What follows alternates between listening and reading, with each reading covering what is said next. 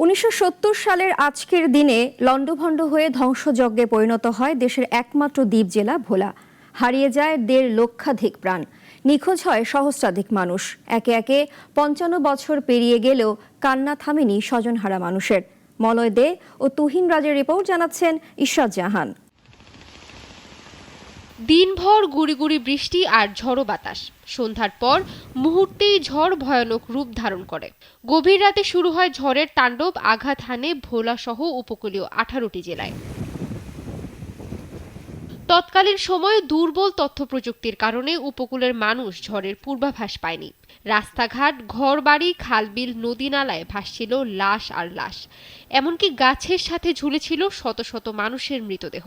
গত ৫৫ বছরে যে কয়টি ঘূর্ণিঝড় হয়েছে তার মধ্যে ৭০-এর ঝড়টি সবচেয়ে হিংস্র বলে জানান প্রত্যক্ষদর্শীরা।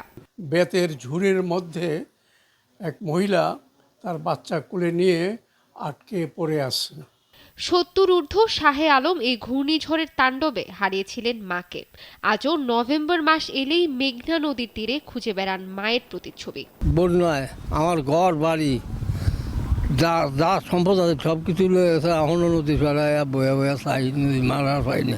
ঝড়ের ভয়াবহতার কথা বলতে গিয়ে আজও শিউরে ওঠেন ষাটোর্ধ্ব রফিজুল ইসলাম। আমরা তো মারি লাগুর ভাই না, আমরা তো অনেক গাছ ধরিয়া আর কি আসছিলাম আর কি, আপনার গাছের দরিয়া হেয়ার আমরা আসছিলাম।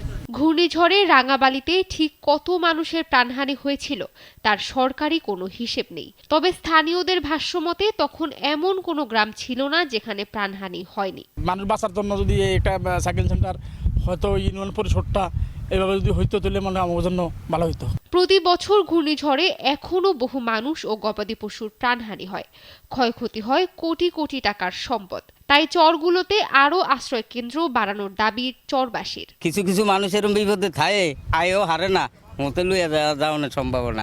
মানুষের চাহিদা অনুযায়ী পর্যায়ক্রমে আরও সাইক্লোন শেল্টার নির্মাণের আশ্বাস ভোলা জেলা প্রশাসক ও রাঙাবালী উপজেলা নির্বাহী কর্মকর্তার। আমাদের এখানে ৮৬৯টি ঘূর্ণিঝড় আশ্রয় কেন্দ্র আছে, ১৪টি মাটির কেল্লা আছে যেখানে গবাদি পশু রক্ষা করা যাবে বিস্তীর্ণ অঞ্চলে। আরো 7টি নির্মাণাধীন রয়েছে, আরো 15টি আশ্রয় কেন্দ্র হবে। বিভিন্ন কার্যক্রম চলমান আছে। সরকার এই ঘূর্ণিঝড় ক্ষয়ক্ষতি কমিয়ে আনার জন্য বিভিন্ন ধরনের কর্মসূচি হাতে নিয়েছেন।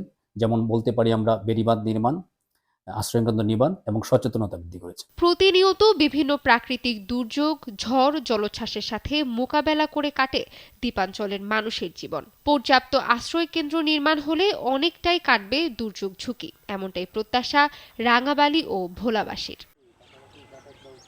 ইশরাত জাহান, নাগরিক।